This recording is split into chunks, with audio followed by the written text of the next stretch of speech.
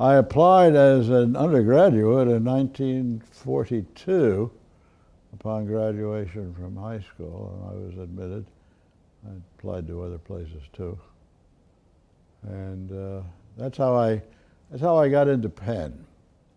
And I was in Penn, not continuously because there was a little war service there. But then after I graduated, which was a month or so after the war was over, I applied to law school and got into law school. And that's how I got to law school. In the Pacific Ocean area well, I was on the USS Oakland, which was light cruiser, from about 44 to 46. That was after the war. And was over in Japan. As a matter of fact, our ship was the very first one to go into Japan after the war. Nobody was ahead of us. We were there. Even the Missouri wasn't ahead of us. So that's our claim to fame. In my mind, the very greatest was Lou Schwartz. He was quite magnificent and interesting. Let's see who else. Clark Bice was very good, and he went on to Harvard, I guess. But there was one other that I liked very much. I liked a lot of them. They were very good teachers.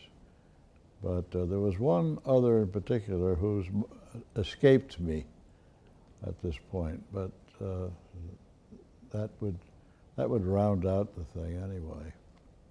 My memory of the law school was so vivid and good that I couldn't point out any one thing. I could tell you that every morning I dressed and went to class. And you know, in those days we were using vests and dress shirts and ties, things you guys don't even know about. Anyway, and every morning that I walked toward the law school, I felt good. And I can't say that I felt that way about many other educational experiences that I had been in, but the law school was something different. Well, I started down in Washington with the Internal Revenue Service at the Office of Chief Counsel, where I was a litigator, and then they moved me to Chicago because that's where the center of litigation for the Midwest was. And I couldn't stay in my own district because they had a rule against it. But I went to Chicago, and I eventually made my home there. I mean, I had thought at first I would probably go back to New York, which was where most of my contacts were. But I decided to stay in Chicago, and I never regretted that decision. So that's where I am today. One thing would be, do not go into the law unless you have a passionate reason to do it. Not because it's tough. It is, but it's not beyond the ability of most intelligent people. It's just that you won't enjoy it. It has so much to offer if you can exploit it properly. And if you can't, you probably won't enjoy it. And I know several of my classmates didn't like it. They really hated it, in fact, because it made demands on them and they saw themselves failing where they shouldn't have failed. And it wasn't that the law is so hard. It was that you have to get a certain mindset on it, I think. And